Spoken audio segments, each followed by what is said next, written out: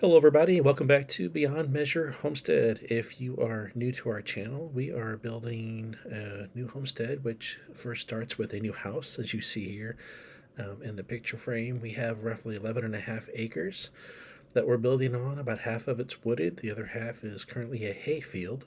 And in that cleared area is what we're starting to build with. And this is our update for weeks 11 and 12, I believe we are at. So we've been away for a couple of weeks. Just a lot of little things going on here and there. There are some um, areas of concern we've got going on with the house that we'll talk about here throughout the video. First, I'm just kind of giving you this high level shot. You can notice a few things here if your eye is catching it, but we'll go through them here more closely in detail. So first off will be the flat work has gotten complete here on this is the front porch. And I'll get on the drone here in a second and show you what it looks like a little further out. But the flat work here was done. The windows are in. And we'll take a look here. Quick shot here from the top of the house. So you can see the garage there on the right. And the flat work there in the front porch. And now you can actually see from this view, this was taken a couple weeks later, that the columns were there. I'll come around this side, you can see a little easier. That 3 of the 4 front columns are done. Nothing much has happened there in the basement walkout. I got some pictures here later. I'll walk you through the basement of what's down there right now, but not much is going on there yet. But the roof is finished. All the windows are in. You can see there from the side. I'll kind of fly by here a little bit, and if I can get the drone to behave. So again, all the small windows on that side are up, and then we'll come through the front porch here. And I'll take a still shot to show you a little close up of the columns and where they're at there. There'll be one on the far wall by the garage, one on each corner, kind of with that cathedral ceiling, and then the one that's missing there in the far shot that you saw earlier on that drone footage. And I'll go back to the drone here.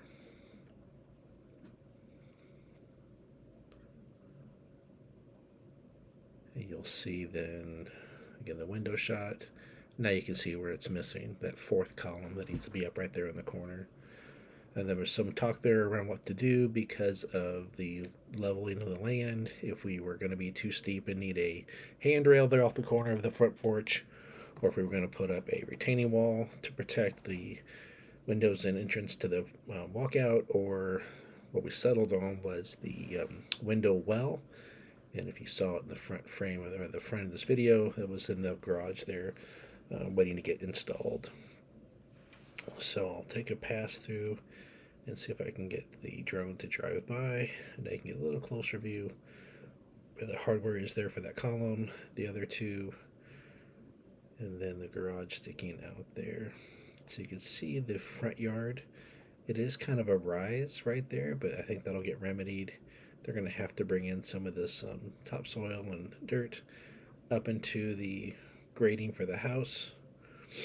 But I'll bring the drone here. You still see the purple martins flying around. They did not like the drone at all. Spin it around here, give you a shot of what the garage is looking like there. So there's the roof line, and then if I can get it to drop, you'll see the windows here in frame. So it's a double on the part that extends out the most, and then a single there at the corner. So that all has to get graded. The sidewalk will probably be along this line when it gets done, to give us a spot from the parking to the front. And you can see we've got more minus and the gravel there, and we'll tell you why we need that here in a second, unfortunately. But first I'll go down to the basement. This is unfinished yet, so it's just the subfloor still through, the concrete forms, and then the gravel that's along on the bottom of the floor. They're leaving that open, of course, because nothing's been set up for the septic, the plumbing, electric, anything, the well, anything that needs plumbing, and any kind of conduits coming through we have not established yet. So they're leaving it as loose gravel just to make that easy to set into it before they actually pour the bottom foundation. So I'm guessing that'll be the last thing to get poured. I know we've had talks around the workshop, and that needs to get a slab poured as well, so maybe they'll do that at the same time to help save some costs.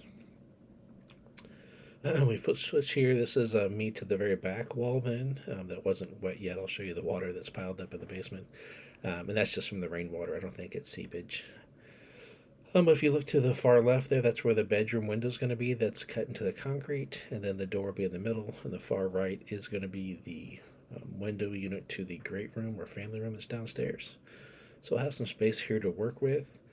And the goal is going to be to set up several things through here. One, then, as I get closer, this right corner of the basement is going to be kind of a wide open great room. We'll put a kitchenette through here, get a TV down in here as well. We're considering maybe having that be like a gaming area if kids are over and want to play, or if we want to just get loud. We'll get some gaming systems put up, some of the older ones we have, and maybe some new ones. Be plenty of room for them to work with here. And then opposite that, of course, will be the bedroom, the bathroom, and the beginning of the utility closet or the utility room where the appliances go in. But we'll have a large wall here for the TVs to go up on. We think will be nice. Be further enough away from upstairs. I guess this will be under the bedroom 3. Will be this corner, so hopefully it's not too loud. I don't think it'll be too bad. And then this will be the bedroom that's downstairs. You see maybe the sump pump kind of in the shadow there, but the sump pump has been buried there in the corner, which is a little disappointed. In the plans, we had it over behind the appliance wall in that room there, so out of sight, out of mind, I was hoping, but now it looks like it's going to have to be because of the pressure from the garage. And this far corner, which puts it into the bedroom downstairs, unfortunately. I think we can maybe still bury it in the closet, but it won't be ideal. I certainly didn't want that part of the living space, but I think we're going to have to live with it at this point. So I flip back around. So this is the far southwest corner of the basement. You can see there on the left there's some water in there. And again, I don't think it's seepage. I think we had some rain about the week before we came out here for this. And with nowhere to go and being, 12 feet down, it's just holding water in this corner from all the rain coming off of it, I think. So this will be where the elevator goes in. Then it goes over here to the left. It's even deeper here because this is where the golf simulator and the theater room is going to be. I'm not sure when we'll get all that established, but it was cheaper here just to go ahead and build this one room with taller ceilings than trying to bring in 10 feet throughout the whole basement. So just this room will have a 10-foot ceiling. Should give us ample room to swing some clubs, and it'll be a fun little room when we're done. Again, we have people over. Just practice my game, and anybody else wants to work on their game, but also just fun because you can play rounds, pick courses, and have a lot of fun. Plus, the theater part of it will be nice to watch some movies in there. So it's a work in progress, but at least we've got the shell of it done and ready to go.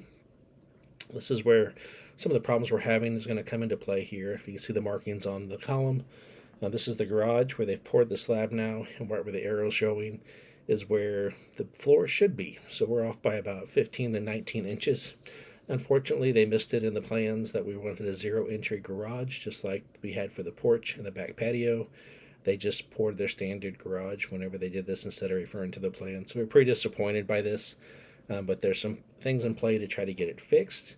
This was a couple weeks ago. We went back this past weekend to get some pictures of what they're starting to fix it, and I'll show you that video here. All right, well, we're back at the house, and there was a little bit of an issue with the pour on our garage, and I'll show you here right up front. If you can read that, it says garage slab top, and that top is clearly not where the current garage slab is. So what they have forgotten to do, and I'll walk you here real quick to show it, is if you recall, we're doing this as 0-entry.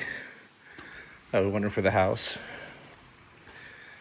And if you see that, that's a 2-step difference from getting into the house. Clearly not 0-entry.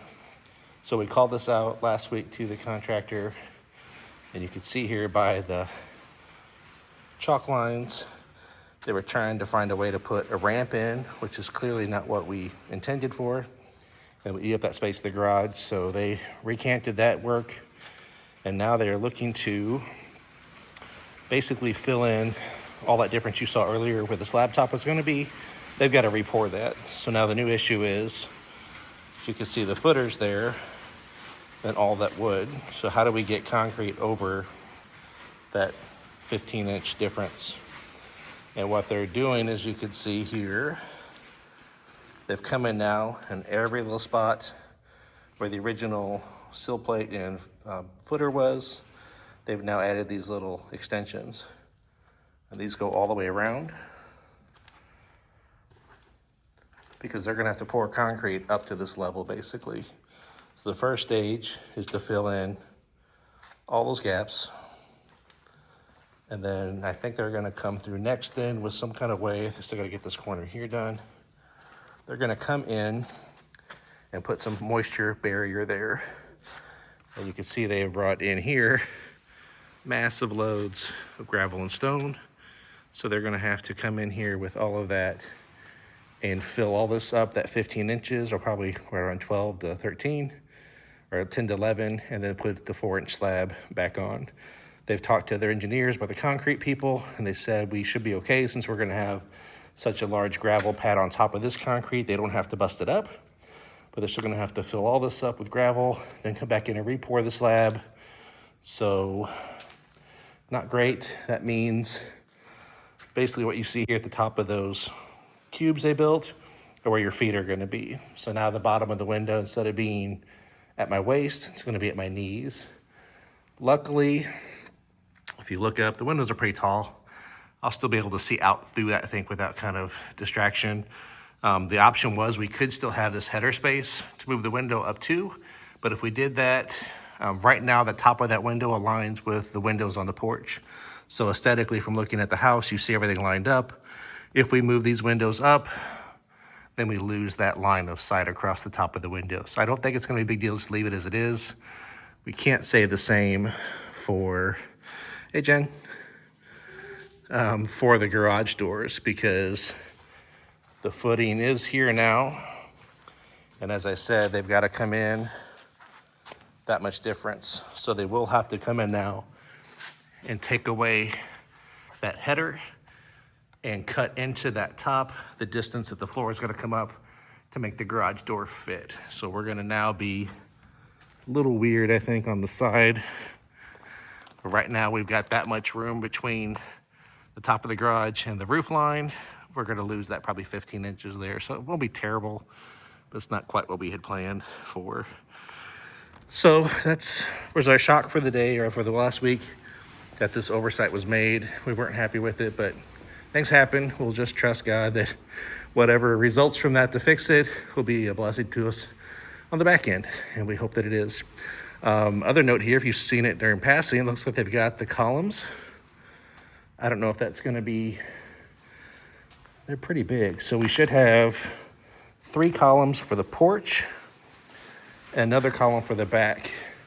And all that is poured here as well. So when they did this flat work in the garage, they did finish off our front porch and the back deck or patio. And I will take you out there for those. I'm gonna guess that's what these columns are for. It's weird, there's only 2. So I'm not sure if they need that for in here to fill up some space or what. So it still might be for in here, but again, anyway, we should have columns like that up front. And they had to tell us then with the grading in the back changing, they asked if we wanted a window well or have to put rails on the patio or put up a new retaining wall. And the cheapest route was just to put up a window well, which I think is fine. It's gonna be on the north side. It won't be that visible to people. So I'll capture this again going around. You can see their notes here of where the slab's gonna be. So basically all the way up, if I can do this in one spot with my hand, we have to get concrete up to this level basically here, all the way around. So it's their mistake, they're gonna have to pay for it, but it's gonna cost us time. I think the spec will still be the same for us. We'll still have a 9-foot ceiling up to the garage top. It's just the outer look of the way the house was designed to look will be a little different. Again, not a game changer, nothing really that big in the scheme of things. It's just not to the way the plans were drawn, but we'll deal with it. Not gonna lose sleep over it. So not terribly a big deal. So I'm gonna come up here, come in. I don't know since last time if we saw they did a partial cutout for the mudroom door. Nothing else that's really different in the rooms, but I can come through here. So this will be the powder room. Looks like they've got the place of the toilet and the sink marked there on the floor of where things are going. So the good sized powder room. The thought behind this was we are going to put a pool in, and we didn't want people coming through the main area of the great room and the kitchen wet, and plus just having access to a bathroom where we're outside by the pool. Since the walkout's on the other side, we wanted an accessible bathroom here, and we just decided to make it a combo powder room for people that are visiting and for us. But there's two doors then, one interior and now the exterior door here in the back patio. So whether you're inside or outside, you can use the guest powder room here. And then as promised, here you see the pour on the back patio. I see the column holders there, so I think they are getting ready for one that's in the garage. It should go here in this far corner to prop up the one corner we have. The rest of the tie-ins for this overhang for the patio tie into the house. So 1, 2, 3 points for the other. So it's just this far corner we have to do something with in regards to the columns or the roof line there. So now what happens the rest of our landscaping? I don't know. You can see we got quite a big difference here. I don't know if you can see it, but that's probably 2 feet, 2.5 feet difference from where I'm at here in the patio. Again, this has to get leveled, or at least the back part here where we can walk off this down to the pool. So lots of excavation and soil to move around to get all this up the level where we need it to be. Let's walk through great room and kitchen. It did move because of the garage work. Everything was in the garage with the windows and doors. Got moved in. This is the front porch, so the main foyer and front porch. And you can, oh, they already got them out. Excellent. That's why there's only 2 left in the garage. They've got 3 up here. I didn't know that. So let me get in the cord and I'll show you. So here's one column that they've got put up to support the front porch. As we come through, they've got the middle part columned out, and basically it's the bottom of that cathedral top that's supported. So all they have left in is this far corner out here where they've kind of got it staged, and that'll handle the corner there. So let's see if they did anything in the back. Doesn't look like it. So that's where the, if I don't fall off the porch here, that's where in that concrete window, that's where the window well will be in the corner. So that'll let us just keep a standard grade from the porch here down this hill and keep it shallow enough that we don't need a retaining wall, but yet still protect that window from anything that might fall down into it. So it'll be nice. I want to keep this a little more shallow and walkable and not such drastic, deep drop-offs like the window well. And then that keeps us from having to put, I guess there's a code for how deep we are here to the ground, if we would need a rail here or not. So it doesn't sound like we do. I'm not sure what those boards are put up here or not for. But, and then because they have to bring in so much land now with that 15 inches by the garage side, we got to find dirt from somewhere to level that out. And we're a little tall here between us and the road anyway. So I think they're going to take a lot of this ground here in the front. They have to move it up to the house here, make this difference up, but also especially there at the high point around the garage, take that to the garage side where the driveway is.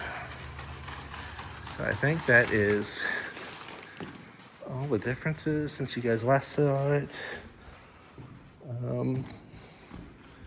I think that is all of it. So Jen is still staring at her bay window.